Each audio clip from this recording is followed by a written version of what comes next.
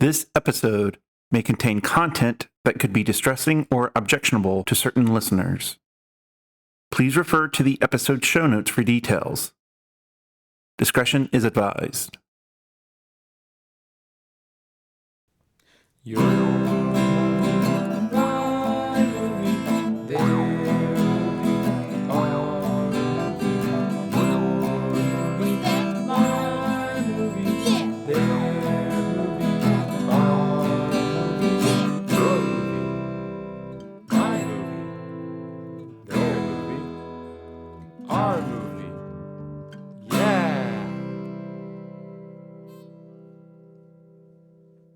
Hello, listeners. Welcome to Your Movie, My Movie with Dan and Steve. I'm Dan. And I'm Steve. This is a podcast where one of us picks a movie and we watch and discuss it together. In this episode, we're talking about one of Dan's picks, the 1996 movie SubUrbia, starring Jace Bartok, Amy Carey, Nikki Katt, Ajay Naidu, Parker Posey, Giovanni Ribisi, oh boy, I hope I'm not getting this wrong, Samia Shaib, Dinah Spivey, and Steve Zahn. Was written by Eric Bogosian, was based on a stage play written by Eric Bogosian, and was directed by Richard Linklater. We will be talking about spoilers, so if you want to watch the movie first, now's the time to do so. But before we talk about the movie, Dan, who would you recommend this movie to? Thanks for asking, Steve. I would recommend this movie to anybody in too good of a mood, and Parker Posey fans, of course, and anybody who wants to see Giovanni Ribisi's dick, and Steve Zahn fan. Those are all fair recommendations, I would say. So Steve. Yes, Daniel. Who would you recommend this movie to? I would recommend this movie to fans of the TV show Interview with a Vampire, who want to know, who are into the guy who plays the reporter, because he is the screenwriter and he wrote the stage play, and this kind of material is apparently what was on his mind as an artist 30 years ago. Nice. A little bit of fun fact lore to deepen your understanding and love of Interview with a Vampire show. Mm-hmm. Well, Eric Bogosian, he was also in that movie that I've talked about before, Witch Hunt. That's the movie where Dennis Hopper plays a version of H.P. Lovecraft, who is a private detective in 1950s L.A., in which magic is real. Eric Bogosian played the senator who was on the witch hunt, so to say. Did you know that that movie, Witch Hunt, was directed by Paul Schrader? No, I had no idea. I'm pretty sure. Let me look. I'm looking at it right now. Where is it? Yep, Witch Hunt, directed by Paul Schrader. Okay. I would love to get my hands on a copy of that. I heard it was on HBO. Movie? Yeah. It was a made-for-TV movie for HBO. But I don't know if HBO paid for the production and then it was just distributed by it. It's not available on HBO, the streaming service. But none of those movies are from the 90s. Because there was a time in HBO where I think it was every Friday night, So every Friday night, they would have a new original movie, but it was a made-for-TV movie, with a really low budget. And Witch Hunt was one of those. But it was very well known for its time for the CGI that it used and, the creative ways that it used it. So. Oh, weird. Yeah. I would love to get my hands on it. I think it's available on YouTube, but it's so pixelated. The quality is just so piss poor, unfortunately. Yeah. But anyway, we're not talking about Witch Hunt. We are talking about SubUrbia.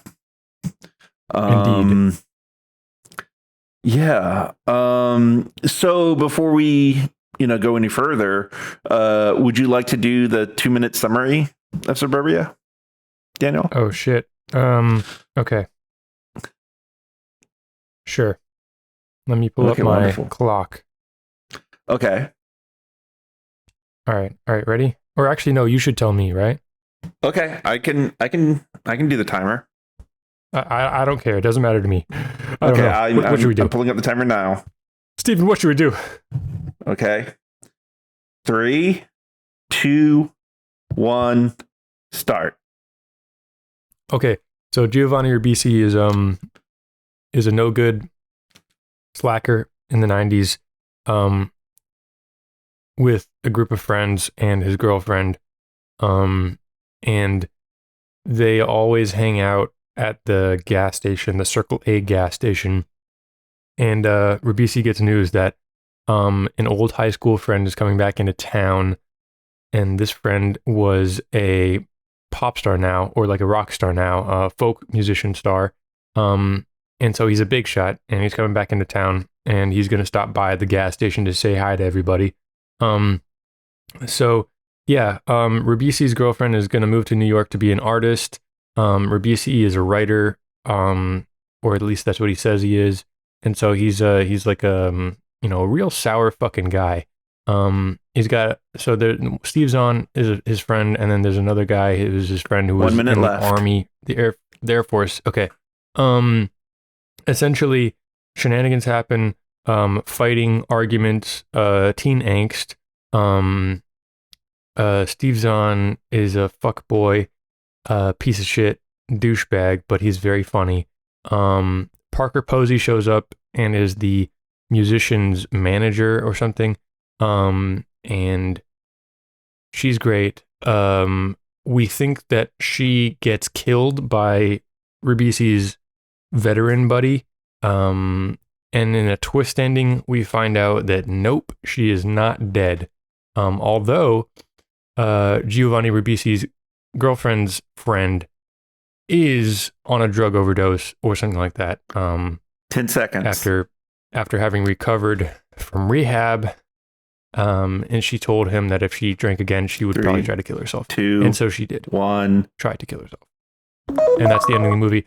I left out the whole owner of the gas station thing. Yes. Did you recognize the owner of the gas station? No. Is that Harold and Kumar Go to White Castle guy? No. Goddamn. Cut that out. You got to cut that out. I make no promises. God damn it. You got to cut that out. You got to cut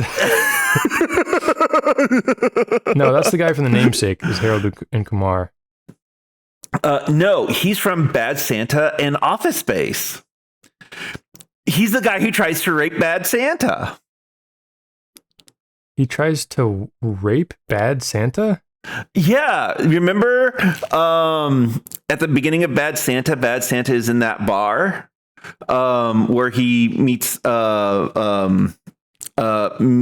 Santa's sister. Oh, yeah, and then after that, he goes out to his car, but in the bar was that man of color. For lack of a better word, because in this movie he plays a Pakistani man, but I don't know the actor's heritage. But anyway, he tries to rape Bad Santa. And then that's when Thurman Merman helps Bad Santa, and that's how Thurman Merman and Bad Santa meet. Right. Okay. Yeah. And he was also in Office Space. Have you seen Office Space? I have not seen Office Space. It's on my list of movies to watch. Okay. Yes, we absolutely have to watch Office Space then. But that makes sense because Office Space was an Austin, Texas production, and Richard Linklater is a largely Austin, Texas filmmaker. Oh, okay. Yeah. Well, the director of Office Space, he's from Texas too. You know, he also did King of the Hill. Yeah, actually, I don't think he's from Texas. Well, he wasn't born because I listened to an interview with him. He's from like Texas and New Mexico or something like that. But he grew up in large part in New Mexico, and he's very familiar with Texas. I don't remember why. Okay. That's fair. Yeah. Sorry. Also, I could be wrong. I just always assumed he was from Texas. So that would make sense. But he also did Beavis and Butthead as well. Yes, he did. And Idiocracy. Yes. Yeah. Which I also have not seen. It gets more and more relevant every single day, hour, minute, second. It gets more relevant. Anyway, we're talking about SubUrbia. Yeah, and we should note that it's the 1996 movie because on Amazon Prime right now is another movie named SubUrbia that's like from the 1980s. Yeah, starring Flea. Yeah, exactly. And it was produced by Roger Corman. Oh, wow. Yeah. And apparently it's about the punk scene of the late 80s or something. Like it's about punks.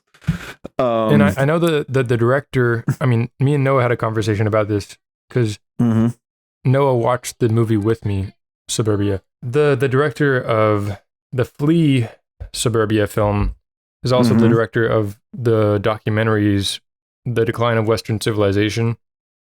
Okay. Parts 1, 2, and eventually 3, I believe.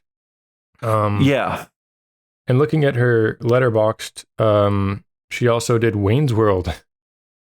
Oh, okay. Which is interesting. Huh. Well, you need money and prove you can do a real Hollywood movie. So, yeah. And Wayne's World is that. I mean, it was a big box office success. So, for sure. I remember I was there. I was there when it came out. Okay. But but I thought that movie might be up your alley because, it's about punks and, a fair percentage of your makeup is, I would say, punk. I am honored by this assertion or whatever, by this assertion. That's what I mean. Okay. I mean, am I wrong? I don't think you're wrong. I don't. If punk is a philosophy, then I would describe myself as punk. Right. Yeah, you definitely, have what's the word? I don't know. But I would say like a part of your makeup is the, punk philosophy, especially like the DIY style. And, yeah. That is one of the things I'm about punk. I think I love the DIY aspects of independence and well, not necessarily independence, but of doing it yourself or doing it with a small group of people rather than relying on, large corporations or things like that, or, self-sufficiency and things like that, and questioning everything is another part of the punk sort of ethos or whatever I would say. And I do try to take that to heart. So yeah. Yeah, maybe we'll watch it for the podcast sometime. That would be fun. So, yeah. But anyway, on with the show. So Daniel. Yeah. Why did you pick SubUrbia? Well, I picked SubUrbia because some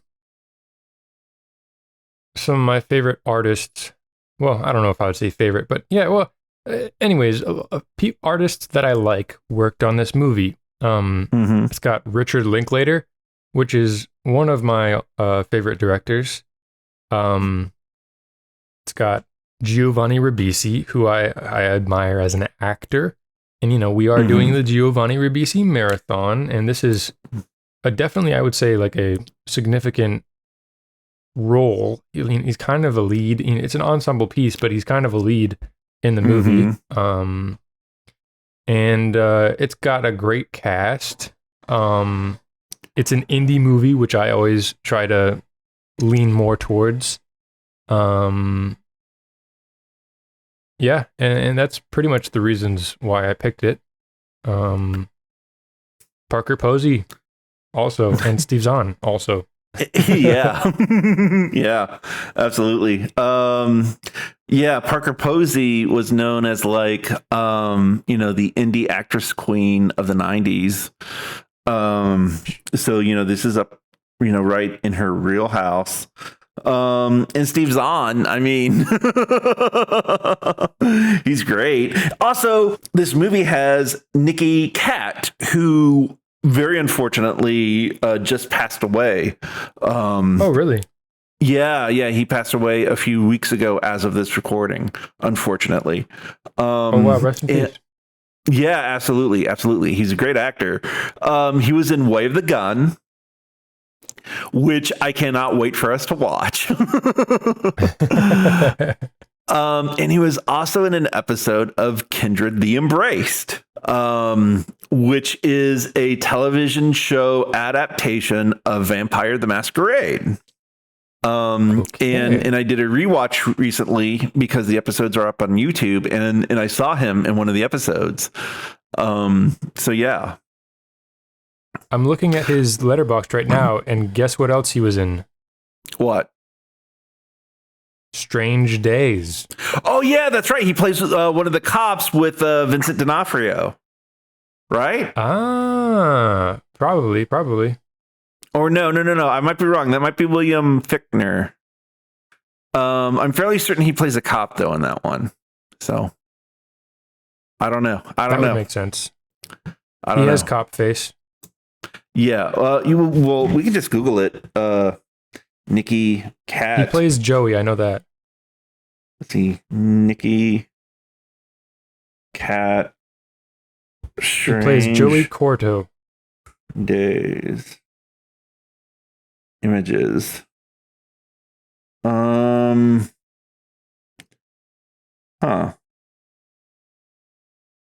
Yo, I forgot that Richard Edson, who's in Stranger Than Paradise, is also in Strange Days. Yeah, that Strange Days, that's been making the rounds. Like it's on Criterion Channel right now. Well, that makes sense, and it's fucking awesome. Yeah. Maybe, because of our massive publicity, we've breathed life into that movie, Daniel. We have. It's because of us, and Criterion Closet, Criterion Collection, reach out to us. We have some notes. Yeah. We're not above we're not above sponsorships. So if we could get sponsorships from the Criterion channel, that would be so sick. That would be insane. Yes, absolutely. Yes. My life's work would be complete. I'd be willing to make all my picks from Criterion Channel. So I would be too. Holy shit. yeah, but let's not give them a free ad. Let's wait for them to add. But they should know that we are willing to be sponsored by them. Of course. So, Daniel, where would you like to start talking about this movie? Let's see. I mean, I think I have a starting place. Well, first off, I want to point out that I missed a plot line of the Pakistani owner of the gas station and his wife, who are in conflict with the group of slackers, headed largely by Giovanni Ribisi's character. So, yeah, I'll just say that. Okay. Yeah. And I mean, like, that's one of the weird things to me about this movie. Like, every single one of them is like weirdly, extremely racist towards that character. Yeah, so Ajay Naidu, he plays a Pakistani, and he has a wife, and the two of them operate the Circle A, which is a convenience store and gas station. And Giovanni Ribisi and all of his friends, they hang out at a corner, and he doesn't like it very much, because they just loiter and they mess everything up and they disrupt customers trying to come in. But he says that he's got his life together, and all the white people are weirdly racist towards him for some reason. Especially Nikki Katz's character, who blames that one brown person for doing what all the other brown people are blamed to do in America. And it's very, very weird. I mean, and I don't get it. Like, I don't know why that aspect of it was in the movie. That is a valid criticism. One thing Noah told me to tell you and the listeners of our podcast is that, so apparently Richard Linklater had tried to make Dazed and Confused a anti-nostalgia film, and it kind of imploded and became a nostalgia film. Right. So someone in the Letterboxd comments or reviews for this movie was saying that this movie is kind of like a 90s anti-nostalgia film. And I don't know if you have a comment on that. I did not live through the 90s. I was born in the year 2000. But from what I know, people in the 90s were generally a little bit more racist, maybe. I don't know. We were closer to the civil rights fight and things like that. I mean, not that we're that far off now, and not that there's not so much racism now. But yeah, any comments on that? I mean, I remember growing up, even in the 2000s, people, used like homophobic slurs more often, and and things like that. More racist jokes were told. Yeah. Well, so number one, I am a cisgender white man, and so my perspective growing up during the 90s would be radically different from a person of color or a woman or a member of the LGBTQ plus community. So I want to put that disclaimer for sure right up front, and I am aware of that. That being said, my perspective of the 90s is that it seemed that race relations was getting better, because we had a lot more shows, with African American actors, more movies coming out for the African American audience, more African American directors making names for themselves. The 90s was the time when we had Arsenio Hall, have his late night show on Fox. The 90s was when we had In Living Color, which was, a black sketch comedy show, also on Fox. Let's see. That's when we had, Family Matters with Urkel. The character of Carl Winslow, played by Reginald Vell Johnson. That was kind of the 90s version of Bill Cosby, which, and even though Bill Cosby has had his fall, Reginald Vell Johnson has not, thankfully. So there's that. BET, was a thing. Rap, there was rap videos being played on MTV.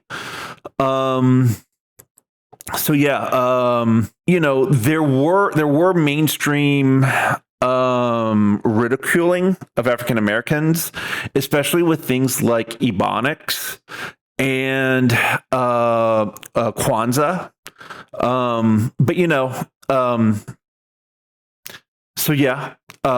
Those were problems. And then we had the Rodney King trial, which led to the LA riots when the police who beat him, were acquitted by a jury. So that's evidence that, race relations in America, were still bad. We also got during the 90s, Ice Cube, Ice-T, all those, those rappers. So I don't know. I would say listen to them more than me about that stuff. Now, I will say, like, during the 90s, I don't think race relations were as much of a thing as much as discrimination against the LGBTQ community. Because during the 90s, that's when Ellen DeGeneres had her show Ellen. And in that show, she came out as being a lesbian. And then, the whole country literally turned against her because of that. Back then, gay marriage, you couldn't be married back then. If you want to have a really good look at what, the mainstream outlook of gays were during the 90s, the perfect movie to watch is The Birdcage, where, the son is embarrassed to have been raised by two gay dads. And so, he tries to pretend that he has a normal man-woman mother-father because he is engaged to a woman whose parents, her father is a conservative Republican senator. So I think The Birdcage is like a really good look at that. So yeah, I mean, I'll put it to you this way: in mainstream like shows and movies, you couldn't really be discriminatory towards people of color, but it happened, off screen, I know for sure. So maybe it's me. Maybe, I'm wrong about that. So, yeah. Gotcha. Yeah. And like putting that, racist, stuff, that would definitely be a way to keep it from being a nostalgia film. If that was Linklater's, agenda with the movie. Yeah, I mean, to be honest, it didn't seem very truthful to the character for him to be so racist. It doesn't seem like the type of thing that, a slacker who's just left the Air Force in the 90s to be so openly racist. And I mean, because he has like punk aesthetics as well. He's got like spiky hair. Absolutely. Which, I mean, there were skinheads and punks. I mean, skinheads in the punk movement as well. So that's not to say that doesn't happen, but it's just like, it seemed a little bit out of left field. Although I will say, I kind of interpreted it more as just what Ribisi's character, Jeff, I think his name is, says earlier in the film. So earlier in the film, that the guy, Tim, his name is Tim in the movie. Tim like pushes over the gas station attendant, an operator, Nazir. He pushes him over, and then Nazir's wife, Pakisa, comes out and points a gun at Tim and basically tells him to get the fuck out of there. And Jeff, Ribisi's character, as they're walking away, is like, I wrote it down. It was like,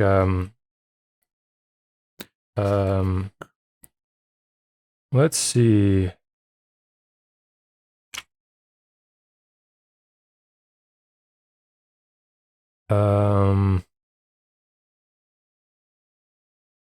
It was just a misunderstanding.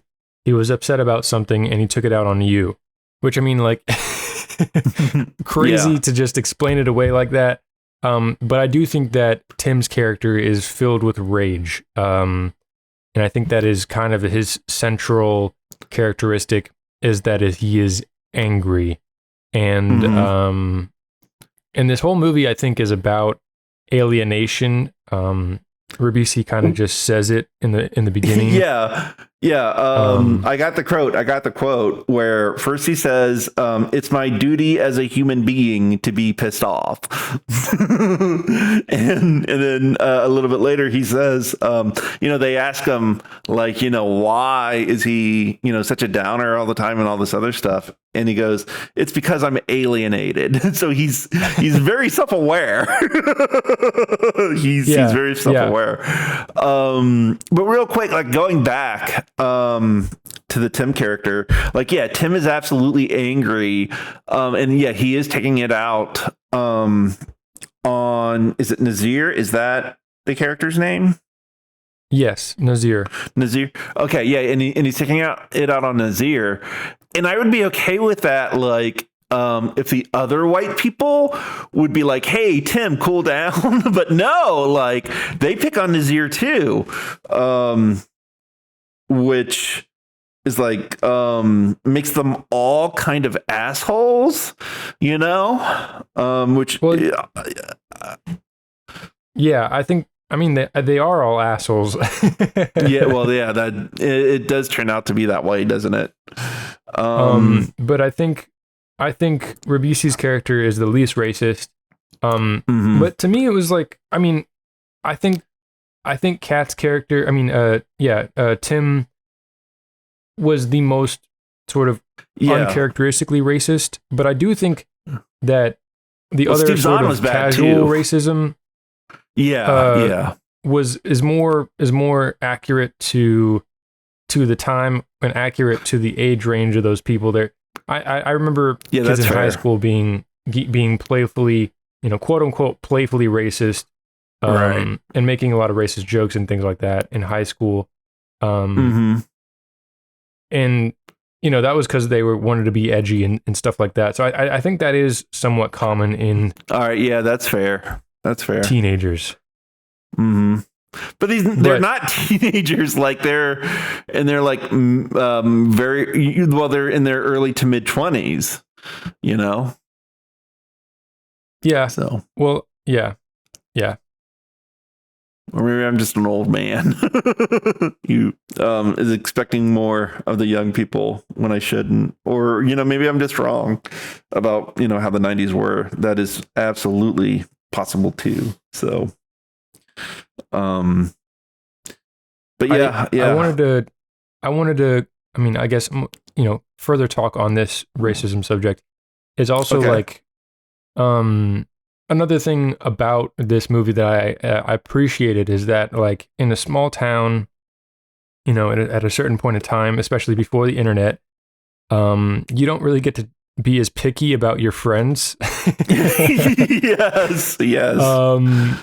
So, for instance, Steve Zahn's character, oh my God, how fucking annoying. His name is Buff. So annoying. And he played that character in the stage play, by the way. Oh, did he really? Yeah. Oh, that's amazing. Wow. And so did awesome. the actress who played Pakisa. She was in the stage play as well. Oh, that's cool. Yeah. I assumed that that Sue's also, but I'm not sure. She's just not in very many other movies. Oh, okay. Sue's is Giovanni Ribisi's girlfriend. Mm-hmm. But anyways, that was the point I was making. You can't pick your friends as easily. As you can't be as picky. And so you end up putting up with idiots and assholes and people who are racist. And that seemed to be, because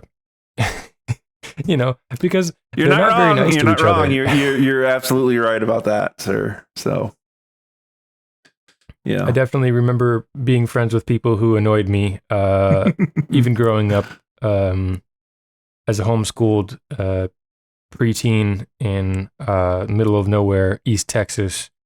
Not that they were necessarily bad people. It was just I didn't really enjoy them that much, but they were my friend. Anyways. Yeah. Okay.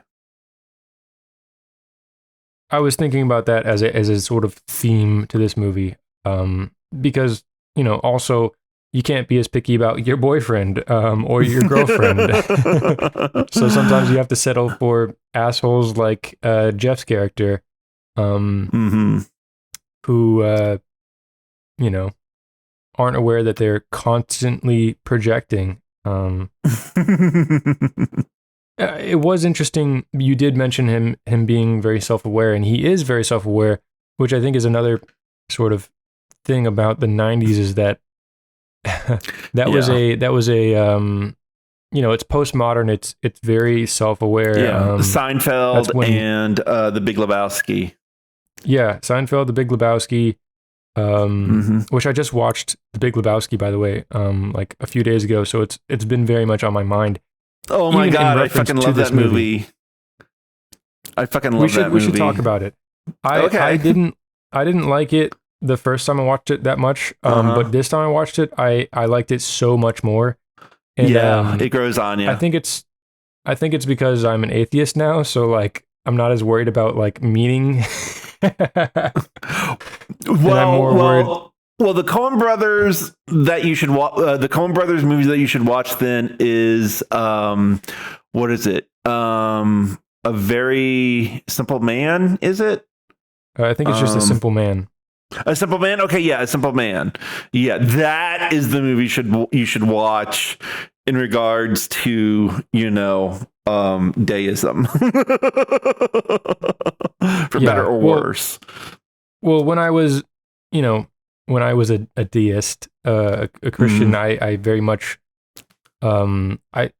everything was about, the deeper meaning, and now I've let quite a bit of that go, and I'm still struggling with that in my personal life. But because of that and the sort of acceptance that I've had to get, I enjoyed The Big Lebowski a lot more, just as kind of a fun thrill ride, character study type, enjoyable watch, just to enjoy it, you know. Okay, that's great. That's wonderful.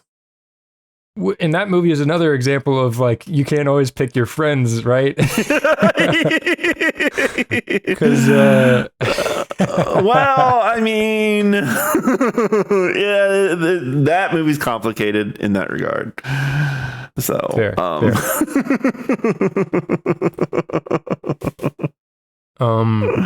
But anyways,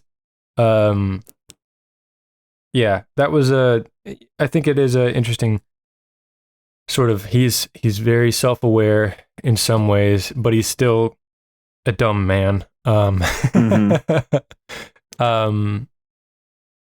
Yeah. But let's talk a little bit more about that theme of the self-awareness, because it is really prevalent, I think. And thinking about that theme, you know, and looking at the movie, I remember whenever he's getting upset at Pony, the famous musician who comes back to his hometown, and he's kind of just like shit talking him for being a phony, essentially.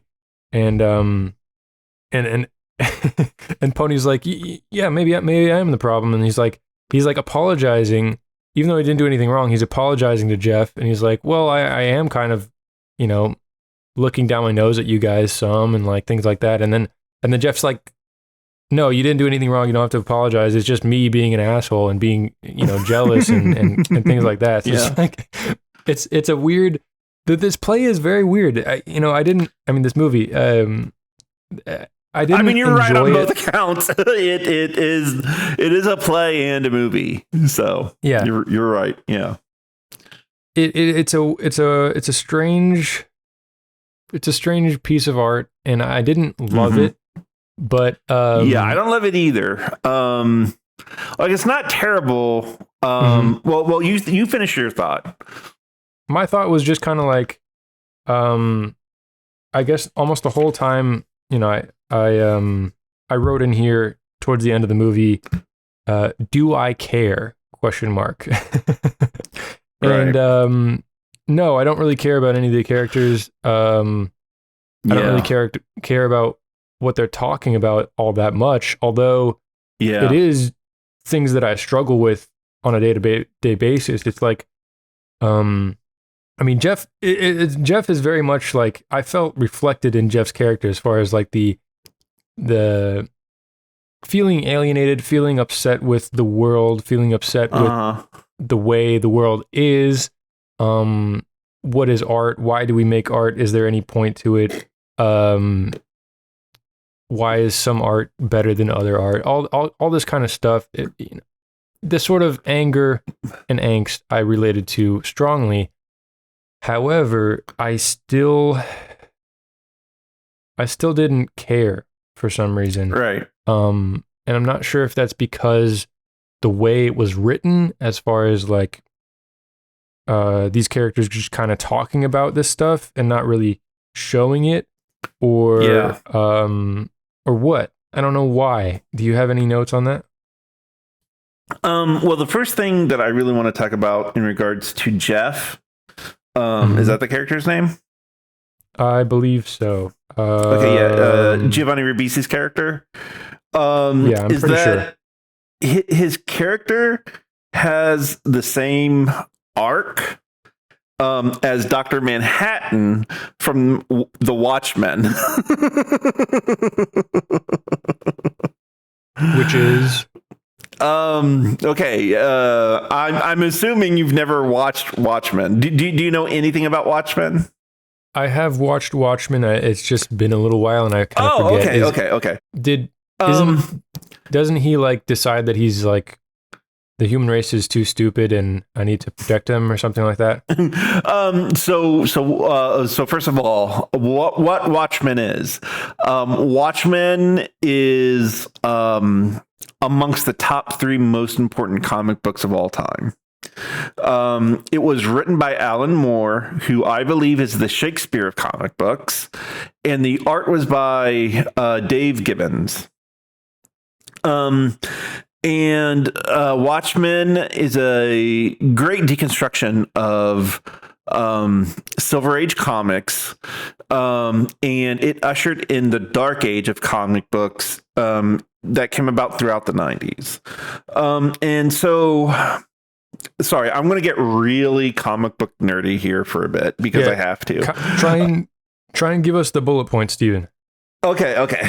Well, so Dr. Manhattan, he is the only superhero with actual superpowers.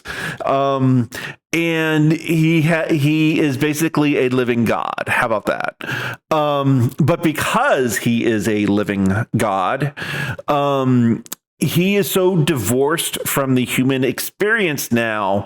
He understands that he's not human, and because he is not human, he doesn't have human concerns.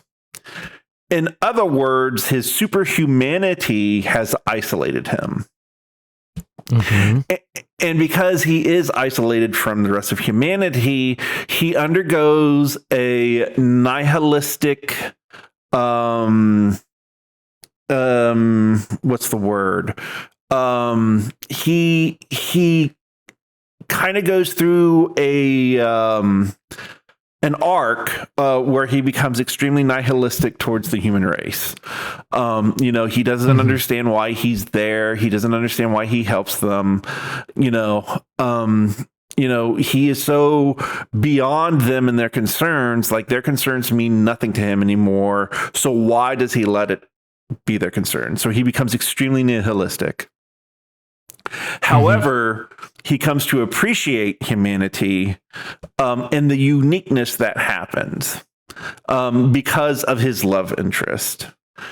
And that's what happens with Jeff, because throughout at the beginning of the movie, when him and Suze are at that diner, she wants to go to New York and, go to school to become an artist.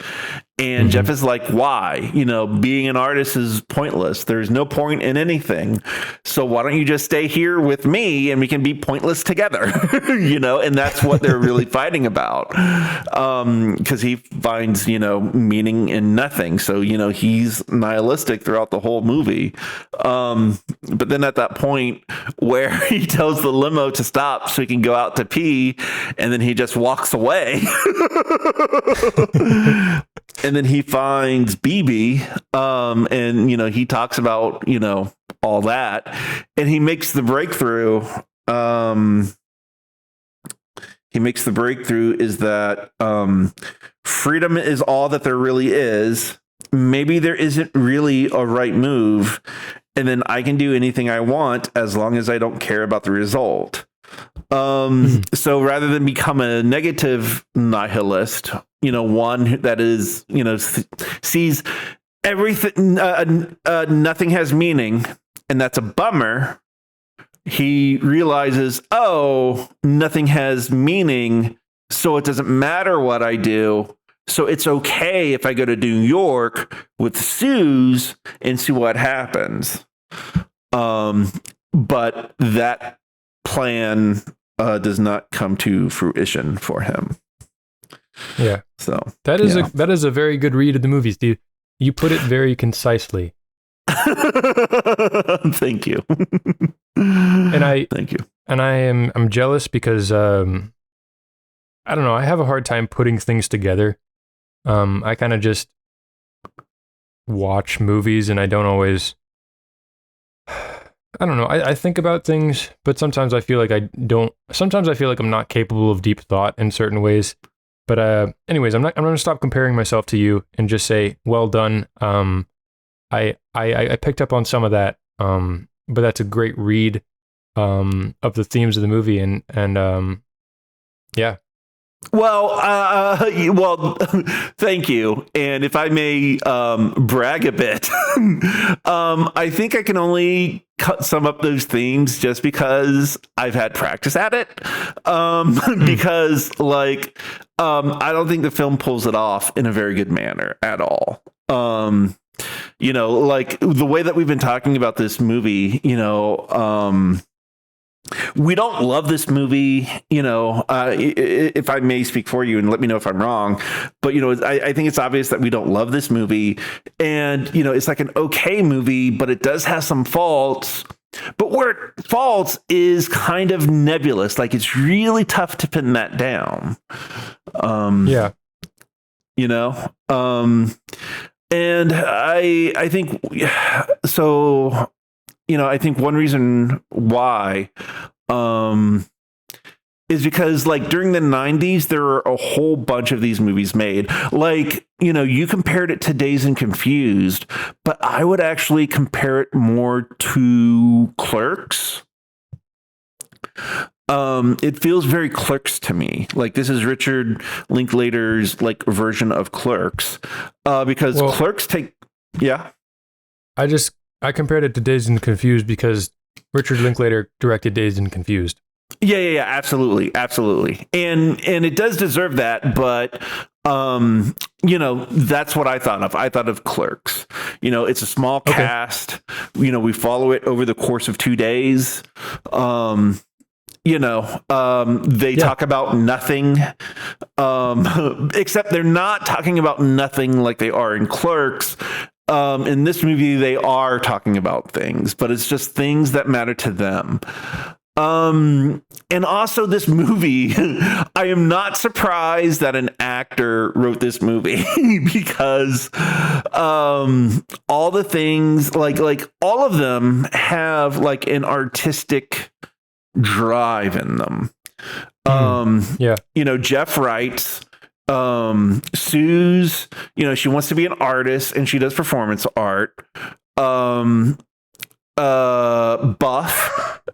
stole a camcorder so he could be a video artist. And so BB is there and she supports Sue's. I don't know if BB has any art. I don't remember. Tim doesn't for sure. And like the only guy who's STEM is Nazir, because he's studying to be an engineer. So these are all, liberal arts assholes. and Pony also is a musician, obviously.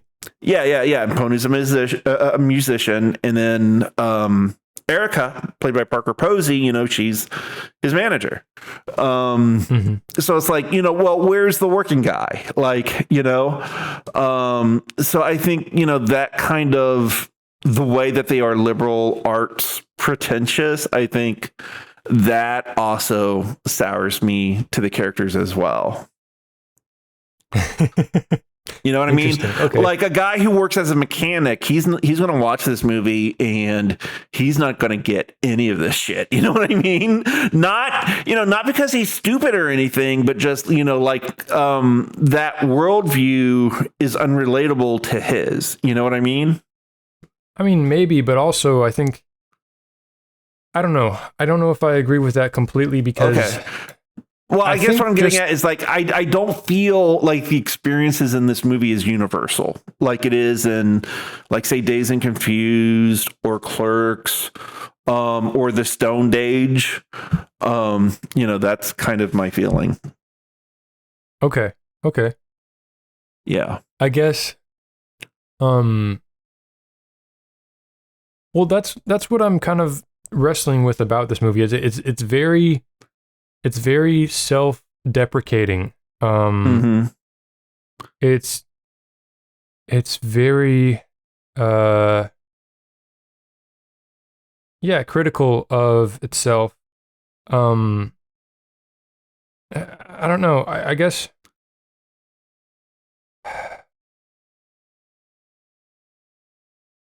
well, it's also very Gen X as well.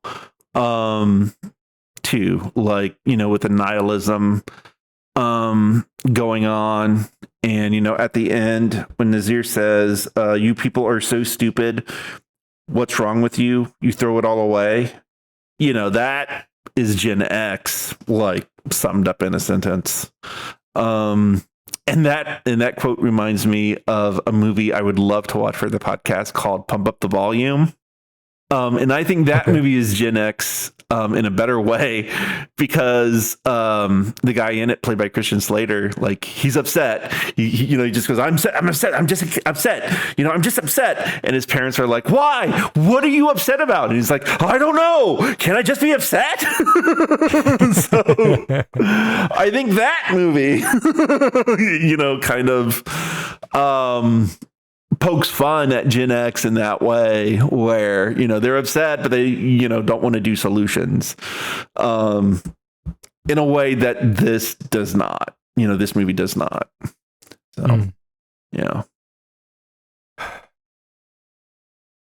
I'm still not satisfied with my answers as far as what I didn't like about it, because no, that's valid. Like, I'm not either entirely.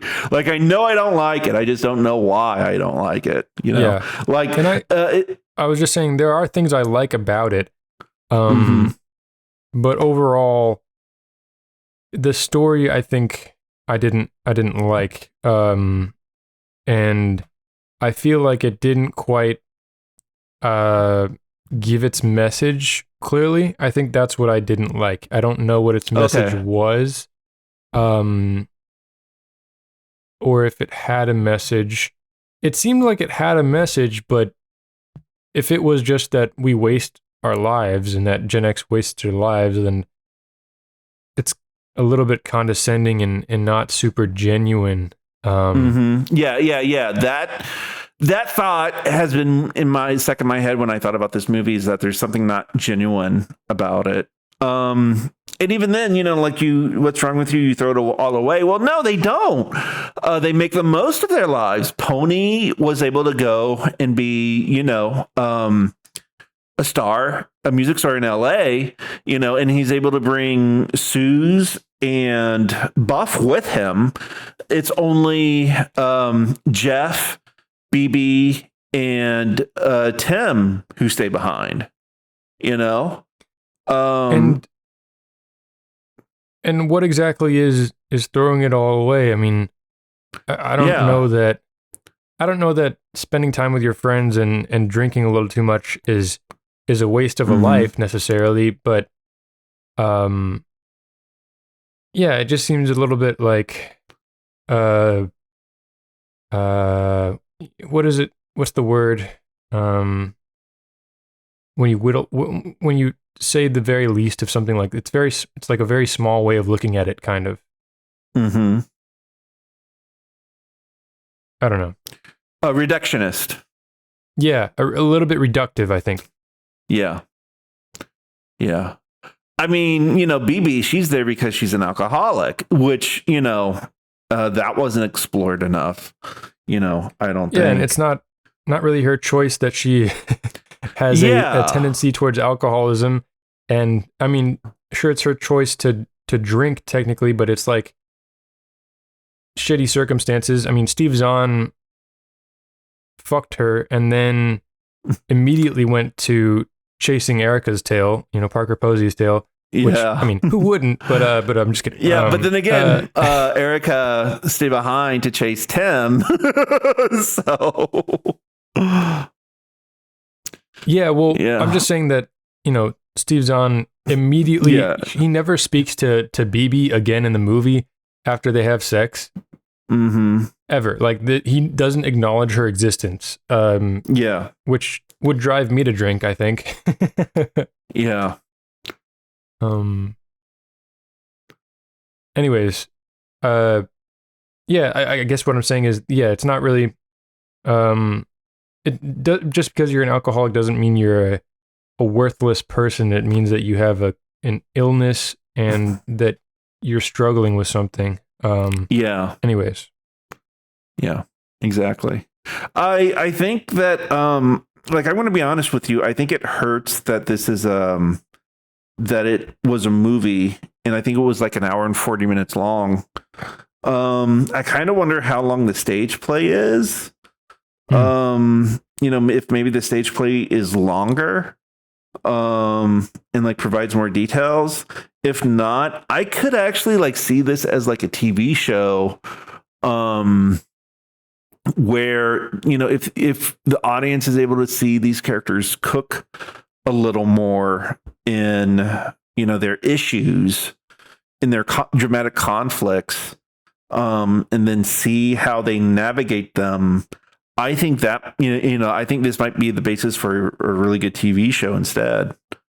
So that's a really, really, really great read. I like that. And I could see that as well. I think that's a fantastic idea, Steve.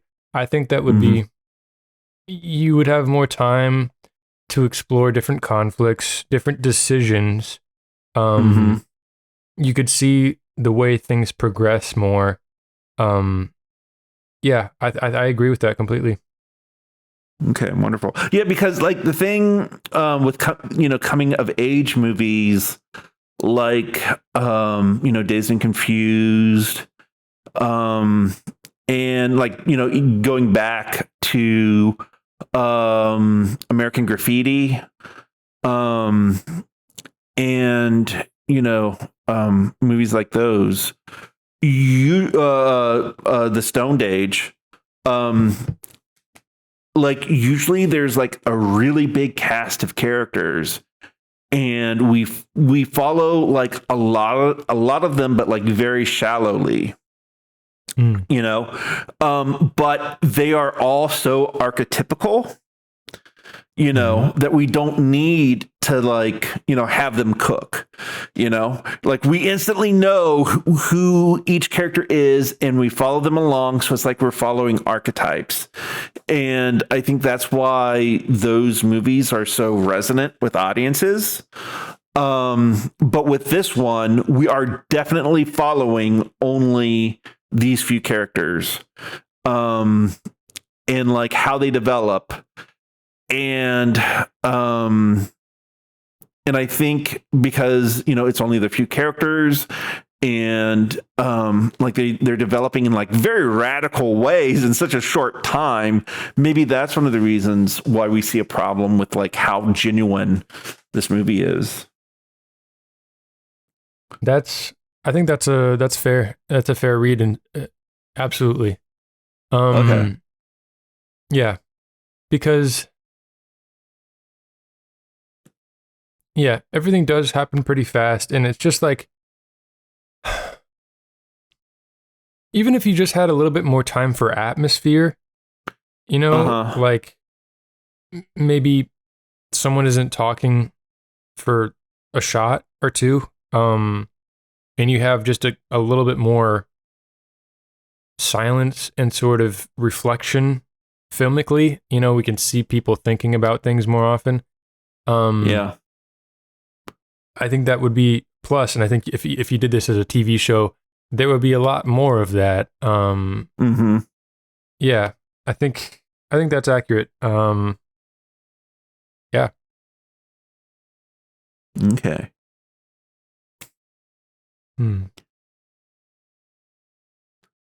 Okay, but we're already an hour into this episode, and I do want to talk about some of the things I did enjoy about the movie. Okay, go for it. Well, number one, I think, is the casting, for fucking sure. Yeah. Every one of these actors fucking is so electric and interesting and fun to watch. Fucking Steve Zahn, I've always loved Steve Zahn ever since I saw him in Diary of a Wimpy Kid as the dad. I fucking loved Steve Zahn. I loved him in Sahara, watching that movie a lot growing up. I loved him in fucking That Thing You Do. Yeah, I saw that in the theater. Yeah. And he was also in the third new Planet of the Apes movie as an ape. yes, he was in that as well. I thought he was okay in that one, but I think that he didn't get enough time as that ape. But, and we did see him in Captain Fantastic for the podcast. Oh yeah, he's fucking great in that too. Yeah. Oh, he's amazing in that. Anyways, Steve Zahn is getting an appreciation resurgence because of Planet of the Apes, and because I think he's in White Lotus. Which a lot of people have been watching and appreciating about. the performances and the actors. And I think also Parker Posey is in White Lotus, one of the seasons. Maybe we could do a combo. Maybe we can do a combo like Parker Posey, Steve Zahn marathon. Oh my God, that would be fucking great. Okay. I've been thinking about a Parker Posey marathon anyways. Okay. But anyways, yeah, the casting. Steve Zahn's fucking physicality is so lovely to watch. It's just like he just I don't know, he just zaps you with his craziness. Like it's so obnoxious and so fun to watch. Yeah, he's like a more controlled Jim Carrey. Yeah, like I want to walk through some of the bits. Okay, he's roller skating around the gas station. Yeah, inline skates. That brought me back with inline skates and a hockey stick, and he fucking he hucks a beer can with the hockey stick, spraying beer everywhere. He happy birthday humps Giovanni Ribisi exuberantly. He humps a car that stops in front of them too close.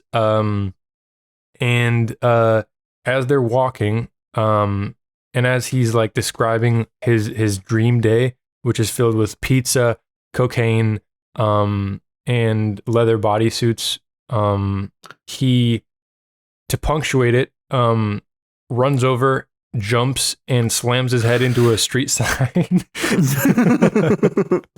just for the hell of it. Well, the funniest thing, well, there are two very funny things he does, with his physicality. One is he threw up outside of the window, and so he spattered the limo with his vomit. That's not one of them. But what happens is that leads the limo driver to pull the limousine over so that he can wash it off. And so he has the front lights, the headlights are still on. And it's parked. So what Steve Zahn does is he gets in front of it and he walks behind it. But then he gets closer towards the limo. So it looks like the limo is driving after him. And then he throws himself on the hood of the limo as if the limo hit him. It's fucking do you remember amazing. That part? Yeah. I was going to mention that part. It's really funny. It's so great. He's like running in place, but he's running in place backwards towards the limo. It's amazing. Yeah. I wish I thought that gag up myself, because that would just get instant laughs. It's eternally funny, I think. Yes, absolutely. So there's that. And then the next thing he does is he picks up a lawn jockey. or was it a leprechaun? It's like a huge ceramic leprechaun. Garden gnome, yeah. Yeah, okay, yeah. And he steals it and he shoves it in the limo just as the people in the house, start to come out. So yeah, he is great, with physical comedy. Absolutely. He in everything he does, and also his facial expressions too. He has such a goofy laugh. His fucking facial expressions and just smile. his delivery. His delivery it's just is enigmatic the right term? He's just so charismatic and fun to watch. Yeah. And has great timing. Oh yeah. I mean, in the very first shot we get of him, he's at his job, which is like a pizza parlor, and he's picking a zit in the mirror as he's on the phone in the kitchen. Just looking at the contents of his zit. Yeah. Mm-hmm.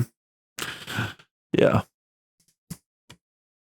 So that Steve Zahn. And then Amy Carey, who plays Suze, holy shit, she just lights up the screen whenever she's on, and she's almost never without a smile. Yeah. She has a sort of contagious enthusiasm and smile. Absolutely. She's great. I did feel like her acting was in a different realm than the other ones, than the other actors. I have a feeling she was just playing a version of herself rather than acting as a character. That's fair. You know, I think everyone else is so turned up, and her performance is a little bit less exaggerated, I would say, as far as her character. Yeah, but she, as like, I've seen like pictures of her, and so it seems like, yeah, she's not playing that exaggerated of a character, but that's because she, as a person, I feel is, she's exaggerated as a person. You know what I mean? Yeah, that's fair. Yeah. So I should really try to see like more movies with her, that she's in. So, well, looking at her Letterboxd, she's only in 4 movies. Okay. So I think maybe she's more of a stage actor, or maybe she just doesn't act as much. Yeah. I mean, I did think she did a great job. Yeah, absolutely. One of the most memorable parts of her performance is her performing art piece in the movie. Hold on. I got the title. Okay, good. I gotta find it. It's okay. Yeah. Okay. Burger Manifesto Part 1: The Dialectical Exposition of Testosterone. And it's a performance piece, and the crux of it is fuck all men. Yes. And Sierra was watching that part and she was like, yes, amen. Yeah. Sierra enjoyed that part of it a lot. Oh, I'm sure. And so that was another thing about this movie. I was like, I can't tell if this is like, I couldn't tell if it was criticizing that sort of aspect of feminism that hates men or what. If it was, kind of making fun of Sousa's character, or if it was just kind of like this is this character, which, yeah, I don't know. I think I don't know. Any thoughts? Well, maybe, like what just popped in my head right now is like, maybe it's not so much making fun of like her as a performance artist, but it's poking fun at her immaturity as an artist, and so like maybe she just has this potential, and that's why she's so well suited for school, which can like make her a more refined artist. That's fair. Yeah. Yeah. Well, either way, her performance art piece was very entertaining, energetic, and and fun to watch. Yes, absolutely. She's like humping the air and like saying like fuck Oliver Stone, fuck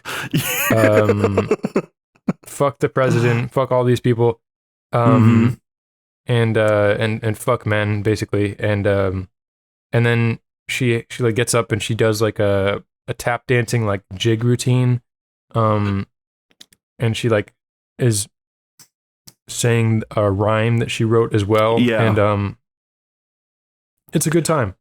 Hopefully it's on YouTube, and if so, check it out. Absolutely, you got to check it out. Yeah.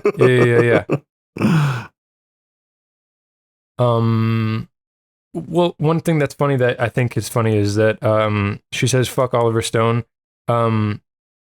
What's his face? Eric Bogosian, the writer of this movie, is in a film called Talk Radio, directed by Oliver Stone. Oh, okay. And it was that movie came out in 86 8 and this movie came out in 96. So I don't know if that was a jab at a friend or a jab at someone who hurt him or something, but it was funny. Huh. Have you seen like the description of talk radio? No, I have not. Okay, so it starts out, Barry Chaplin, a sharp-tongued Jewish radio host in Dallas, is known for his provocative political views and condescending attitude towards his callers. So in other words, a Jewish Alex Jones, it sounds like. Well, it just sounds like Howard Stern. Oh, but in Dallas. Okay. Maybe I should watch that and see if it's like, Howard Stern in Dallas or a Jewish Alex Jones. Because I think a Jewish Alex Jones would be much funnier. Funny we're talking about Alex Jones because Alex Jones shows up in some of Linklater's work before he becomes a complete right-wing nut job. Yeah, Waking Life, especially. And he's in A Scanner Darkly as well. Oh, is he? Yeah, he's like he's in a parking lot, like shouting at Keanu Reeves as he walks by. Oh, okay. When I do a rewatch of it, I'll have to look out for that part.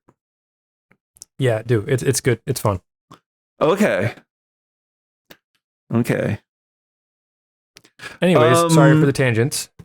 No. And also, we've been talking about the actors. I just want to say that Pakisa did not get enough.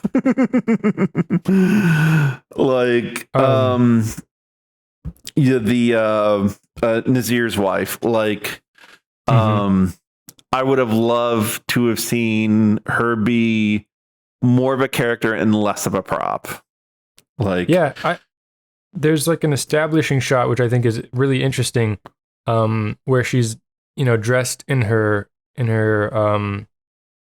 her sari. I don't know if that's the correct term. She looks incredible. She also looks incredible in this movie. You know what I mean? No, definitely, she's gorgeous. Yeah, way too gorgeous to be in a Circle A.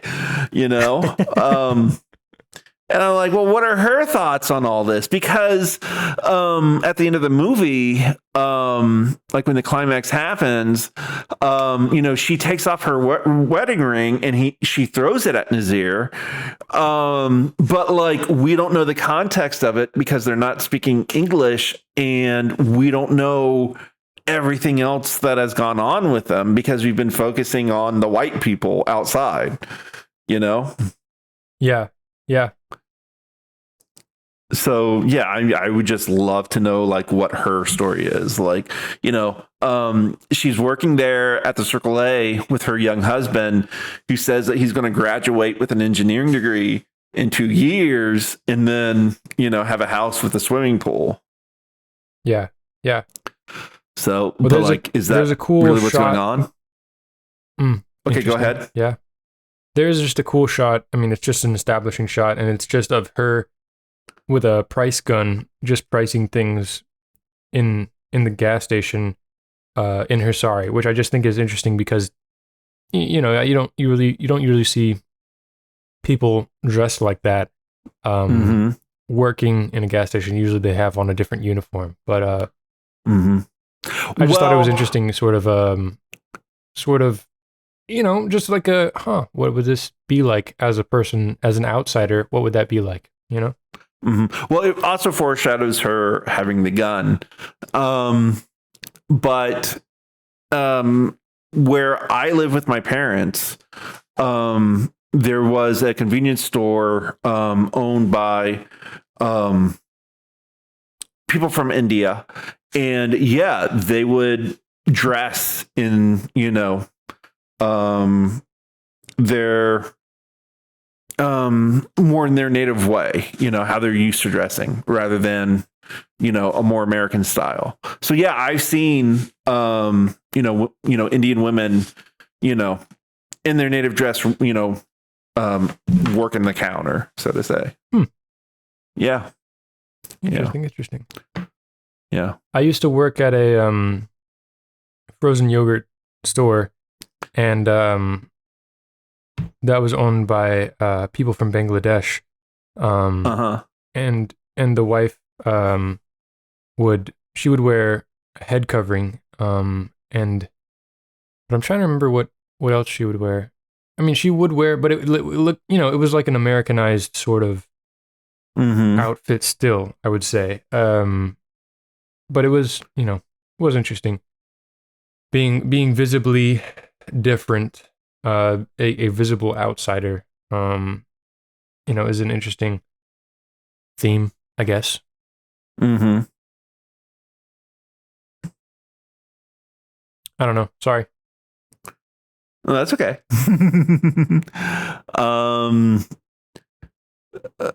Is there anything else like you want to bring up about the movie? Oh, a few more things. Okay. One more physical comedy thing that I just want to say is hilarious is whenever Steve Zahn is like playing like kitten poo with Parker Posey. and Parker Posey gets to let her physical comedy shine a little bit because she does like a meow and she does like this like that was very funny. Fucking hilarious. I would love to see a movie just with those two. Oh my god, so funny. It doesn't matter. It doesn't matter like where you put them. Like just put them in a place and let them go. Yes. She does like a thing where she's like fighting him off and she like dives into the car and like kicks out the window to like keep him away with her feet and then it's like, I'll see you later. It's so fucking good. It's so good. Yeah, that was a great bit of acting right there. Yeah, absolutely. And it's funny. She's good as, yeah, go ahead. Oh, well, I was just thinking, you know what? If we actually got like a movie with Steve Zahn and Parker Posey, I bet like it would be the most tragic, depressing Oscar bait movie we would ever get. You know what I mean? Like we want to see them do comedy, but they're not going to want to do comedy. They're going to want to do drama, I mean, maybe, but I think they both, the thing, I've listened to interviews with both of them because I love them both as actors and artists. And they both seem very much like just, working class people. Like absolutely. Neither of them are super rich. They both are like, they're very down to earth. Very down to earth, yeah. And Parker Posey is like, I wish I made some more money. That would be nice. And she was, I guess, a little bit jealous in some ways of other people who had gone on to get greater success. But I think for good reason, because she was so popular in the 90s and then she kind of doesn't get as many roles nowadays, but she's getting more. Yeah. Anyways, and also Steve Zahn was like talking about how he would take a show in New Orleans and just like drive his truck from the farm that he lives on into like all the way to New Orleans, and how he likes acting and he likes the job of acting, but it is very much a job type of thing, which I think is very fun. I don't know. Mm-hmm. I'm not putting together my sentences very well, but it makes me like them more as artists, say. No, you're doing fine. You're doing fine. One more thing, or I guess not one more thing, but another thing about the casting is that, well, I mean, everybody does a great job. Like, Cat, what is his name? Nicky Cat? Yeah. He does fantastic as the sort of brooding asshole, just out of the military guy. Fucking Giovanni Ribisi is fucking great as a stuck-up, arrogant loser, who's still sort of strangely charming in a weird way. Yeah, I mean, I think just everybody does a great job with the casting, and fucking Pony, played by Jace Bartok, is hilarious. Yeah, and so like genuine in a way. Yeah, and like he just plays this like oblivious artist. Very a bit of a pretty boy. A bit of a pretty boy too. Yes. Yeah. Yeah. And what else was I gonna say? We see Giovanni Ribisi's dick, like full cock and balls. Yeah. Which I always give props to movies whenever they show male nudity. Yeah.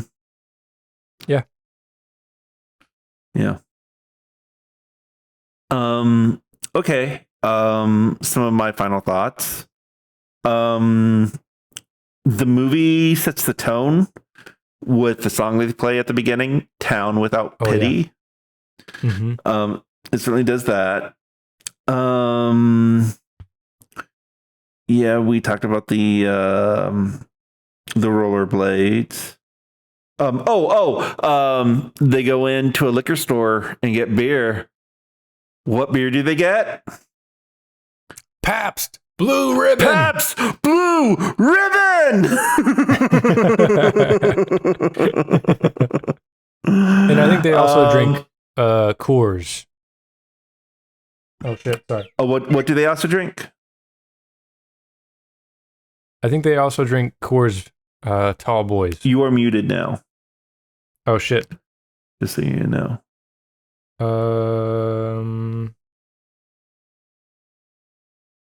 Can you hear me? Sorry, my alarm went off. Oh, okay. Yes, I can hear you now. So yeah, Pabst Blue Ribbon. And they also drink Coors Tall Boys, I think. Oh, okay. One bit of dialogue. Tim and Erica are talking, and he goes, So you think you and I are like, Erica? And she goes, deep down, way down.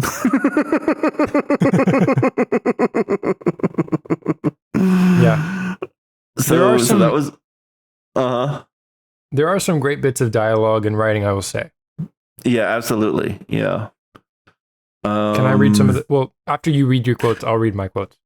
Okay, yeah, and then at the end of the movie, so what happens is it's apparent that Suze and Pony are into each other, and that's one of the things that upsets Jeff. And so at the end of the movie, Suze so when they're in the limo, like they're all talking about like how Pony can help them.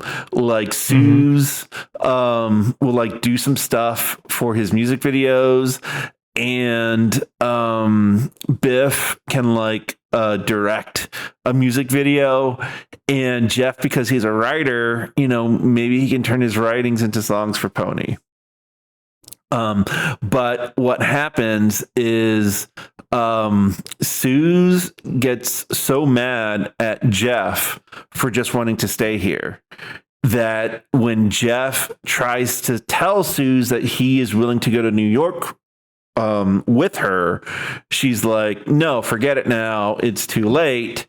And then she goes to Pony's hotel room at the Four Seasons and spends the night there.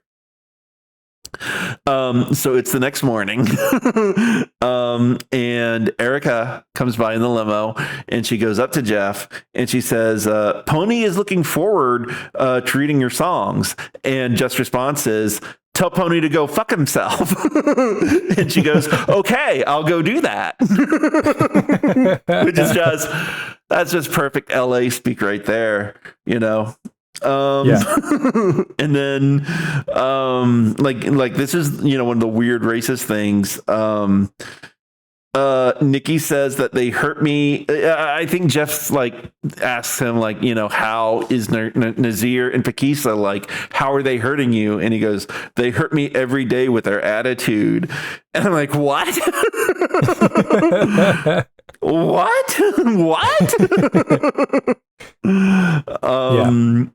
So those were things for my notes. Let me read off a few of my notes if that's okay. One more. it says Jeff is afraid of Sue's going to New York and failing, and he says so. Sue says that her community college professor says that she has a real shot at going to school in New York, and Jeff is like, he's just saying that because he wants to sleep with you. No, the thing is like, on one hand, Suze has, absolute talent in what she does, and she absolutely has potential. But on the other hand, Jeff is absolutely correct in being suspicious of her professor, thinking that he wants to sleep with her.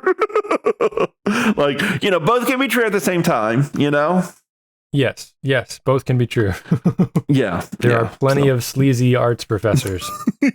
Yes. Well, not just arts, just college, even community college. Absolutely. And I suppose that's all we'll say about that on air.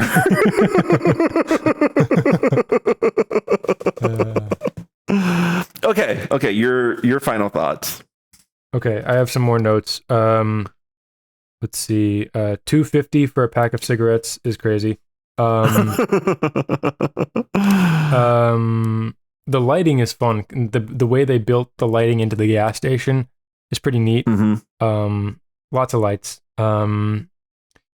Whenever she's doing her hamburger manifesto, she's doing it in front of like a bridal gown store, which I thought was some great set design. Yeah, absolutely. Yeah. Let's see. Idealism is middle class bullshit. Let's see. Let's see. There's a fun dolly shot that's in a Whataburger. Also, shout out to Whataburger, Texas. Good shit. There's a fun transition dolly shot that's kind of like zooming into their conversation, and I just enjoyed that as a transition. Mosh pit of consumerism, which is the Whataburger. That's the name of a band. Oh, absolutely. That would make a good band name. Yeah. Another quote from the Whataburger argument scene between Suze and Jeff. Suze is asking why she should stay. She's like, so we can sit on the corner and watch the light change while you bitch about Burnfield. Burnfield is the name of the town. Yeah, Burnfield's the name of the town. It's a nice monologue, and she performs it very well, and it's written well. Mm-hmm. It's written, theatrically, but also in a way that is plausible to have heard an actual human speak it in a way, Yeah. There's a reference to Repo Man whenever Tim pours out his beer while looking directly at the Pakistani gas station attendant, co-owner or whatever. I forget his name. That's like, Emilio Estevez in the repo office pouring out his beer and looking at the guy. Oh, I never realized that. I mean, I don't know if it's a direct reference, but it looked like a direct reference. And then Steve Zahn is like, great concert tonight, the pony. And the pony's like, oh, you were there? No, but I heard it was great.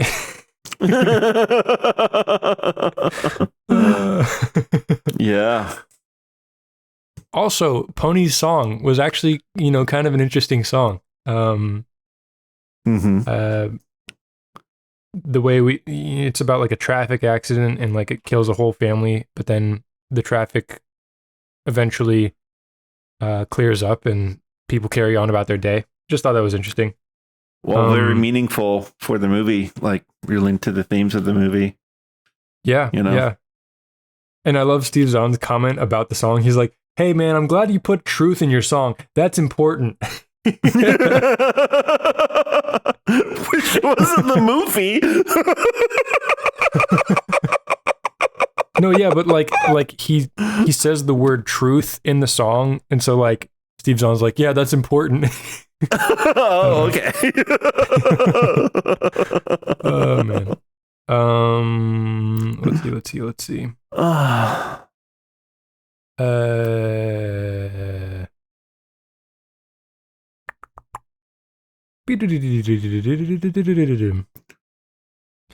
The comment about getting put into rehab was interesting. With Bibi, and her being like having a realization while she was in rehab. That was like, my parents put me here. Like, why would they do that? I thought they loved me. And it's like, I've heard friends tell me that, like, yeah, if I asked my dad, what he would say if I told him that I had ever smoked weed, and he'd be like, well, I mean, if you ever told me that, I'd probably put you in rehab. It's like, holy shit. Like, there's just a level of understanding that sometimes can be missing, in society, and, generationally. And, there's such a stigma around addiction and drugs and alcohol sometimes. And, it is interesting. I just thought that was a sort of poignant thing. And she says, my parents put me here. Why? Because I was out of control. She broke the VCR in the middle of the night when she was drunk, and things like that. And it's like, we don't always handle things in the most loving way in America. And sometimes we just ship our kids off to reformatory schools or things like that. And, because they embarrass us or things like that. Not Or speaking from personal experience necessarily. Yeah, or it's from a gross, like, overreaction. Because my grandfather, he apparently wanted to put me into military school, because I didn't like waking up at 5 o'clock in the morning and like working 12 hours a day. So he thought there was something wrong with me that military school would fix. And I'm like, I'm thinking on it, and I'm like, if my grandfather put me through military school, I would just come back and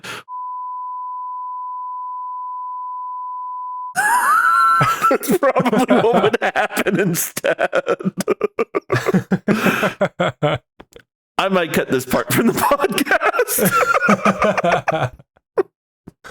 Oh dear. Well, I'm glad you didn't do that, Steve. Me too. Oh dear. Yeah. Yeah. Okay. Oh, a few more quotes. Okay. What am I supposed to sleep off? My life? Yeah. And then the Steve Zahn, this is said a few times, that I'm an American, and like, it's just that entitlement. And yeah. Those are almost all my notes. Yeah.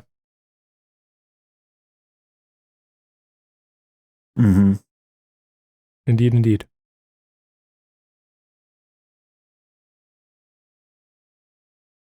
Well, that's it. I'm good to go. Before you go, a special thank you to our bestest friend of the show, Brian. Thank you, Brian, for supporting Your Movie, My Movie. Now, if any of you would like to support the show, please check out our Patreon at patreon.com/yourmoviemymoviepodcast, or leave us a review on whatever you're listening to us on. Thank you for listening, and thank you for your support. Okay, I'm gonna go too. Yeah. Yeah. I think that's it for this movie. My last word is on this film is I think it's got like a 63% on Rotten Tomatoes, and that sounds like a good rating for this movie. Like, there's more good here than there is bad, but there's just something missing from it. Which we've talked about. So, and I don't think watching it has been a waste. Like, it wasn't terrible. I'd rather watch this than Big Old Brick. So I would too. Okay. Well, so like, okay. Question: would you rather watch this movie or Random Hearts? Well, okay. On any given day, I would rather watch this movie. But just because you like it so much, I do want to rewatch Random Hearts like once. But I don't. Okay. I did not. No, I would rather watch this movie any day of the week other than Random Hearts. What about Righteous Kill? I'd rather watch this than Righteous Kill. Just a tad less racism. Yeah, a tad less racism, actually. Yeah. And the racism in this movie is not. It doesn't go without comment. You know, like it's definitely like a comment about racism. In Righteous Kill, they're literally just racist, and I think the screenwriters are just racist. I won't go that far. I just think they're bad writers. How about that? They're bad writers who are too okay with.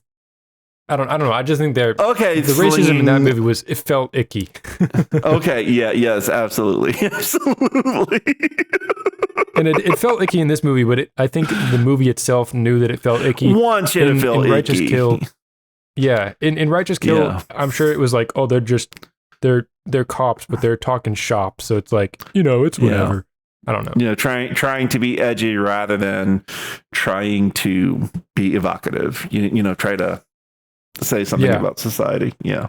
Exactly, Stephen. You get it. You get it, Steve. Mm-hmm. All right. Well, I guess that's it for SubUrbia.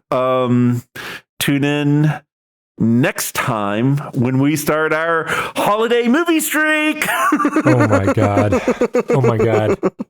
Wait, is that right? Are we there already? No. We still got September. My bad. Damn. Yeah. Okay. So, damn it. I'll have to cut this out then. Anyway, that's it, guys. Bye. Bye.